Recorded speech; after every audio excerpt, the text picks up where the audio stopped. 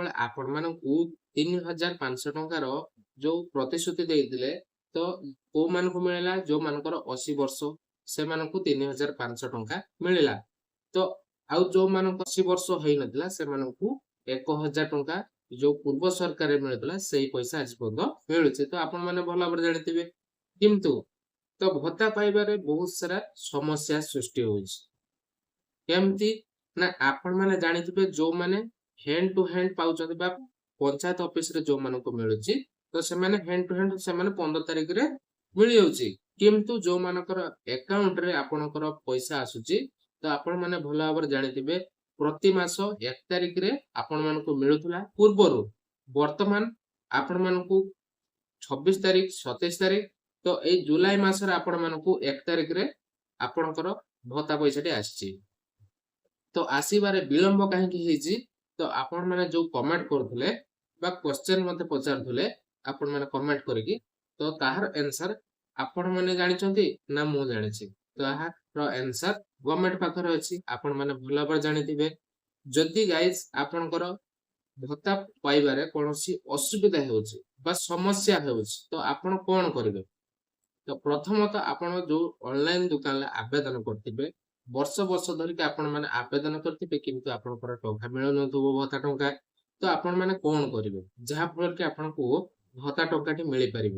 ଗୋଟିଏ ସଲ୍ୟୁସନ ଆପଣମାନଙ୍କ ପାଇଁ। ତ ପ୍ରଥମତଃ ଆପଣମାନେ ଡକୁମେଣ୍ଟ କଣ ରହିଥିବା ଦରକାର? ଆପଣଙ୍କର ଆଧାର କାର୍ଡ, ଭୋଟ ପରିଚୟ ପତ୍ର ଆଉ ଆପଣଙ୍କର ଆକାଉଣ୍ଟ ନମ୍ବର ବା ପାସବହି ଏତିକି ଯଦି ଆପଣଙ୍କ ପାଖରେ ଅଛି ଆଉ ଯୋଉ ଅନଲାଇନ ଦୋକାନରେ ଆପଣମାନେ ଯୋଉ ଆବେଦନ କରିଥିଲେ ତାର ଗୋଟେ ରସିଦଟେ ଯଦି ଏତିକି ଆପଣଙ୍କ ପାଖରେ ଅଛି ତାହେଲେ ଆପଣମାନଙ୍କୁ ଯୋଉ ଭତ୍ତା ପଇସା ଆପଣମାନଙ୍କୁ ମିଳିବ। କୌଣସି ଅସୁବିଧା ହେବାର ନାହିଁ।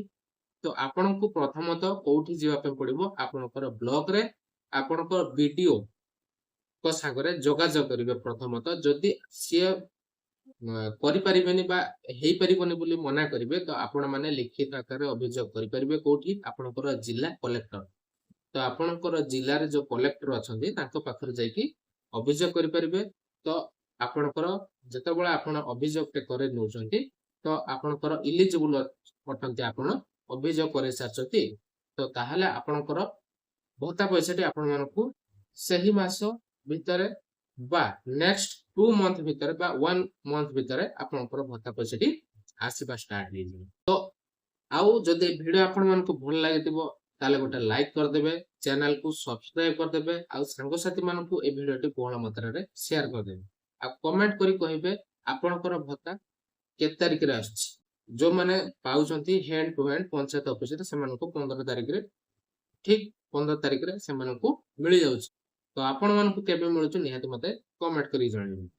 ତ ଆଶା କରୁଛି ଭିଡିଓ ଆପଣମାନଙ୍କୁ ନିହାତି ହେଲ୍ପଫୁଲ କରାଇଥିବ। ମାନଙ୍କର ଭତ୍ତା ପଇସା ଆସିଛି କି ଆସିନି ଯୋଉମାନଙ୍କର ଆକାଉଣ୍ଟରୁ ଆସେ ତ ଜାଣିବା ପାଇଁ ଯଦି ଚାହୁଁଛନ୍ତି ତ ଆପଣଙ୍କର ଭତ୍ତା ପଇସାଟି ଆସିସାରିଛି ଆପଣମାନେ ଯାଇକି ମଧ୍ୟ ଚେକ୍ କରିପାରିବେ। ଆପଣଙ୍କର ଜନସେବା କେନ୍ଦ୍ର ବା ଯୋଉମାନେ APS କାମ କରୁଛନ୍ତି ତ ସେମାନଙ୍କ ପାଖରେ ଯାଇକି ମଧ୍ୟ ଆପଣମାନେ ଦେଖିପାରିବେ କି ଆପଣଙ୍କର ଭତ୍ତା ପଇସାଟି ଆସିଛି କି ନାହିଁ। ଆପଣମାନେ ୱିଡ୍ର କରିପାରିବେ। ଆଉ କିଛି ଜଣଙ୍କର ଭତ୍ତା ପଇସା ପାଇବାରେ ଅସୁବିଧା ହଉଛି କାହିଁକି? ନା ସେମାନଙ୍କର ଆଇ ସ୍କାନ ନଉନି, ଫିଙ୍ଗର ପ୍ରିଣ୍ଟ ନଉନି କାହିଁକି ନା ସେମାନଙ୍କର ବୟସ ହେଇଗଲାଣି, ସେମାନଙ୍କର ଆକାଉଣ୍ଟରେ ପଇସା ଆସୁଛି ତ ସେମାନଙ୍କ ବହୁତ ସାରା ଝିଞ୍ଝଟର ସମସ୍ୟାର ସମ୍ମୁଖୀନ ହେଉଛନ୍ତି। ତ ଯାହା ବି ହଉ ଗାଇଜ ତ ଆପଣଙ୍କର ଭତ୍ତା ପଇସାଟି ଆସିସାରିଛି ଯାଇକି ମଧ୍ୟ ୱିଡ୍ର କରିପାରିବେ। ଆପଣଙ୍କର ମେଡିସିନ ଖର୍ଚ୍ଚ ହଉ କି ଆପଣଙ୍କର ଅନ୍ୟାନ୍ୟ ଖର୍ଚ୍ଚ ହଉ ଆପଣମାନେ କରିପାରିବେ।